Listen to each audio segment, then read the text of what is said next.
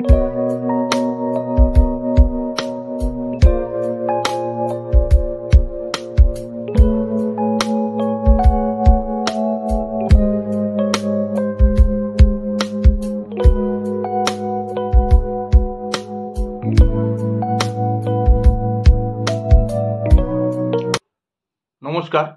বাংলা টক আমার ইউটিউব চ্যানেলে আপনাদের স্বাগত। প্রতিদিনকার মতন আজকেও আমি আপনাদের সামনে একটি বিষয় নিয়ে উপস্থিত হয়েছি। আজকে আমার বিষয় ভারতীয় রাজনীতিতে এবং রাজ্যভিত্তিক রাজনীতিতে পরিবারতান্ত্রিক দলগুলোর প্রভাব, প্রতিপত্তি এবং গুরুত্ব। দেখুন, ভারতীয় রাজনীতিতে পরিবারতন্ত্র একটি গুরুত্বপূর্ণ ইতিহাস বহন করে। স্বাধীনতা পরবর্তী সময় থেকেই বেশ কয়েকটি দল পরিবারকে ভিত্তি করে গড়ে ওঠে, তার প্রভাবে, তার নেতৃত্বে গড়ে ওঠে এবং পরিচালিত হয়। ভারতীয় রাজনীতিতে এই পরিবারতান্ত্রিক দল বা পরিবারের নিয়ন্ত্রিত দল হিসেবে রাজনীতিকে প্রত্যক্ষ এবং পরোক্ষভাবে পরিচালন করা, নীতি নির্ধারণ করা, এটা কংগ্রেসের হাত ধরে। নেহেরু গান্ধী পরিবার দীর্ঘদিন ধরে কংগ্রেসের নেতৃত্বে থেকে দেশের পরিচালনার ক্ষেত্রে, দেশ পরিচালনার ক্ষেত্রে বিভিন্ন নীতি নির্ধারণ করা, আর্থিক বিষয় থেকে শুরু করে বৈদেশিক বিষয় ইত্যাদি সমস্ত বিষয়ে নীতি নির্ধারণ করে এসছে। ফলে কংগ্রেসের গুরুত্ব এবং তাৎপর্য পারিবারিক দল হিসেবে ভারতীয় রাজনীতিতে অপরিসীম। এরই পাশাপাশি এই পরিবারতান্ত্রিক দলের প্রভাব প্রথম তাতে আঘাত আসে 1977 সালে, যখন 1975-এ ইন্দিরা গান্ধী ভারতবর্ষ জুড়ে জরুরি অবস্থা জারি করলেন। ভয়ঙ্কর পরিস্থিতি সৃষ্টি হলো। বিভিন্ন বিরোধী দলের নেতৃত্বদের কারাগারে নিক্ষেপ করলেন। সংবাদপত্রকে, সংবাদ মাধ্যমকে নিয়ন্ত্রণ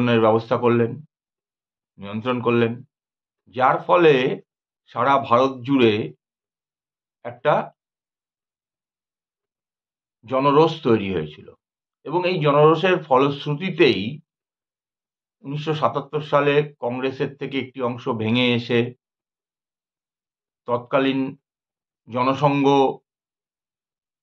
এবং সোশ্যালিস্ট পার্টি, ভারতীয় লোকদল ইত্যাদি এই পার্টিগুলো মিলে জনতা পার্টির গঠন করেন। এরপরে নির্বাচন হয়, সাধারণ নির্বাচন। জনতা পার্টি মোরারজি দেশাইয়ের নেতৃত্বে ইন্দিরা গান্ধীকে পরাস্ত করে ক্ষমতা দখল করেন এবং সেই মোরারজি দেশাইয়ের সরকারও খুব বেশি দিন টিকতে পারেনি।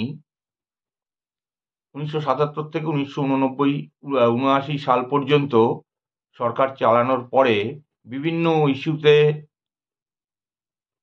মতবিরোধের ফলে সরকার পড়ে যায়, ভেঙে যায়। এর মধ্যে থেকে চরণ সিং আবার প্রধানমন্ত্রী হন 1979 সালে, 79 সালে। কিন্তু চরণ সিং এর সংখ্যাগরিষ্ঠতা প্রমাণ করতে পারেননি তিনি, তার সরকারও পড়ে যায়। এর পরবর্তী সময়ে বেশ কিছুটা দিন ধরে ভারতবর্ষের রাজনীতিকে নিয়ন্ত্রণ করা পুরোটাই ছিল কংগ্রেসের নেতৃত্বে। পরবর্তী সময়ে বিশ্বনাথ প্রতাপ সিং এর নেতৃত্বে 1989 সালে জনতা দল গঠন হয় এবং কিছুদিনের জন্য সরকার গঠন করে। আবার এইখানেও বেশ কিছু ইস্যু ভিত্তিক কারণে সরকার পড়ে যায়, জনতা দলও ভেঙে যায়। জনতা দল ভেঙে তখন বেশ কিছু ছোট ছোট রাজনৈতিক দল তৈরি হয়, যেগুলো মূলত পরিবার কেন্দ্রিক রাজনৈতিক দলে পরিণত হয়। যেমন ধরুন আরজেডি, লালু প্রসাদ যাদবের, যেমন এসপি, সমাজবাদী পার্টি। স্বাভাবিকভাবেই এই জনতা দল ভেঙে যেমন বিভিন্ন পারিবারিক দল তৈরি হয়, পরিবারের নিয়ন্ত্রণে রাজনৈতিক দল তৈরি হয়, এছাড়াও ভারতবর্ষের বিভিন্ন প্রদেশে স্বাধীনতা উত্তর কালে বেশ কিছু রাজনৈতিক দলের সৃষ্টি হয়, তৈরি হয়। মূলত আঞ্চলিক সমস্যাগুলো, আঞ্চলিক লোকের সমর্থন, অঞ্চলের বা রাজ্যের জাতিভিত্তিক দল গঠন হয়। যেমন ধরুন মহারাষ্ট্রের শিবসেনা, এছাড়াও ডিএমকে তামিলনাড়ুতে করুণানিধির নেতৃত্বে, পরবর্তীকালে এখন তার ছেলে স্ট্যালিনের নেতৃত্বে রয়েছে। বিজেডি, বিজু জনতা দল উড়িষ্যায়, নবীন পট্টনায়ক বর্তমান কিছুদিন আগে পর্যন্ত মুখ্যমন্ত্রিত্ব ছিলেন, তার আগে তার পিতা বিজু পট্টনায়ক। পাঞ্জাবের শিরোমণি আকালি দল, বাদল পরিবারের প্রভূত প্রতিপত্তি প্রভাব ছিল। টিডিপি, তেলেগু দেশম পার্টি, তেলেঙ্গানা বর্তমানে। ওয়াইএসআর কংগ্রেস অন্ধ্রপ্রদেশে, জগনমোহন রেড্ডি, এখন তার ছেলে রাজশেখর রেড্ডি নিয়ন্ত্রণের রয়েছে। ঝাড়খণ্ডে জেএমএম, শিবু সোরেনের পার্টি। এরকম বহু আছে। মহারাষ্ট্রে এনসিপি, শরদ পাওয়ারের নেতৃত্বে, শরদ পাওয়ারের পার্টি, ন্যাশনালিস্ট কংগ্রেস পার্টি।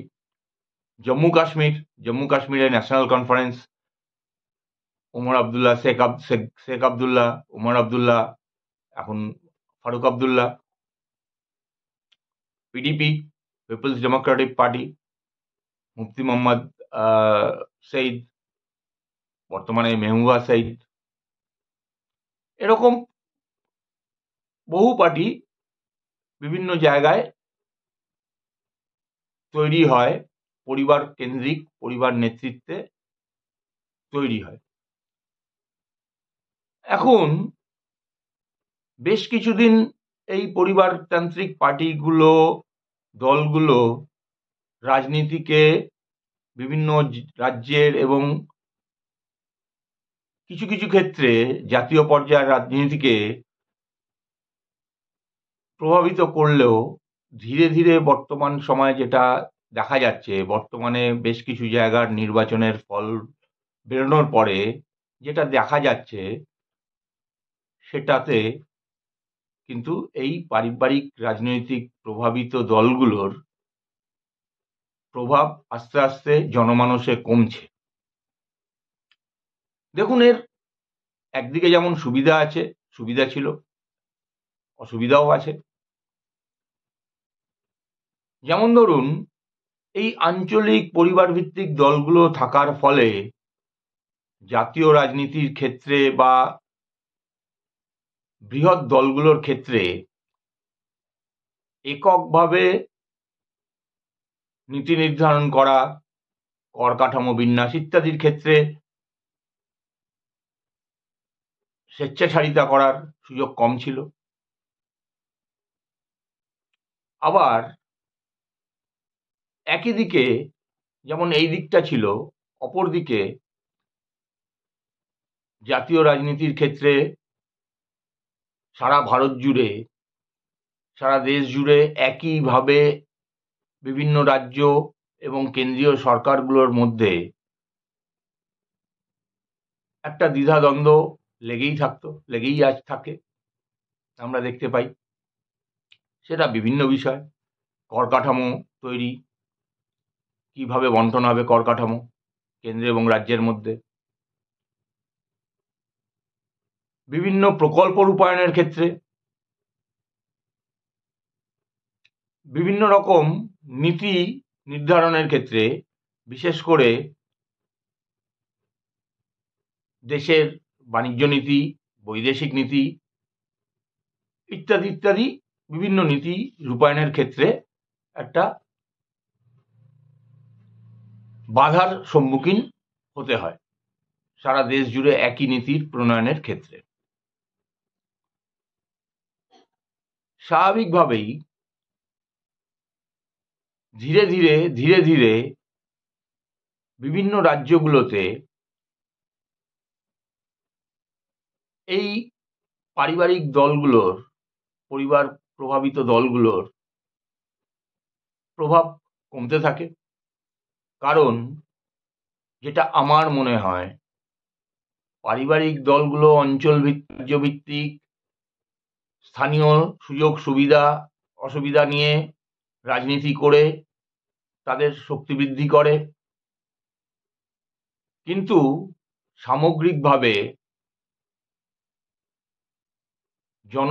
জনসাধারণের অভাব, অভিযোগ, স্বাচ্ছন্দ্য দূর করতে এরা ব্যর্থ হচ্ছে। অতি সম্প্রতি মহারাষ্ট্রের নির্বাচন, বা আমরা যদি উড়িষ্যার নির্বাচনের ফলের দিকে তাকাই, বা আমরা যদি তেলেঙ্গানার বিধানসভা ফলের দিকে তাকাই নির্বাচনের,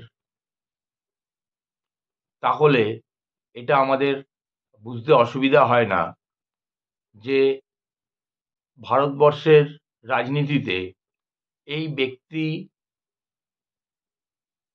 প্রভাবিত, পরিবার প্রভাবিত দলগুলোর প্রভাব কমছে। দেখুন, এই ব্যক্তি বা পরিবার নিয়ন্ত্রিত দলগুলোতে সমস্যা হচ্ছে, তারা যোগ্য ব্যক্তিকে তাদের নেতৃত্বের জায়গায় নিয়ে আসতে পারেন না। এই দলগুলোর অভ্যন্তরীণ গণতন্ত্র বলতে প্রায় কিছুই নেই। একনায়কতন্ত্রের মতন করেই এই দলগুলো চলে, এবং সঠিক সংস্কার এবং সচেতনতার মাধ্যমে যে নেতৃত্ব নির্বাচন করে নিয়ে আসতে হয়, সেই প্রক্রিয়া এই দলগুলো পালন করে না। স্বাভাবিকভাবেই দুর্নীতি, স্বজনপোষণ ইত্যাদি এই দল এবং এই দলের পরিচালিত রাজ্যগুলোতে একটা ভয়ঙ্কর মাত্রা, ভয়ঙ্কর চেহারা নেয়। স্বাভাবিকভাবেই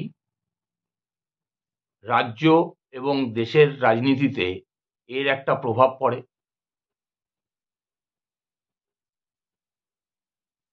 এবং এই প্রভাবের ফলেই জনগণ কিন্তু ধীরে ধীরে হলেও পরিবারতান্ত্রিক দলগুলোর থেকে আস্তে আস্তে মুখ ফিরিয়ে নিচ্ছে। অবশ্যই আমাদের দৃষ্টি থাকবে, নজর থাকবে আগামী দিনে বিভিন্ন যে জায়গায়, বিভিন্ন যে রাজ্যগুলোতে আমাদের নির্বাচন আছে, বিশেষ করে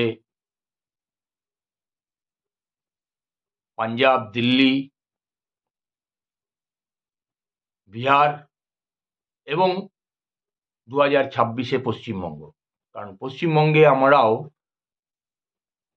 দেখতে গেলে একদিক থেকে একটি পরিবারতান্ত্রিক দলের সরকারের নেতৃত্বেই আমাদের রাজ্য চলছে।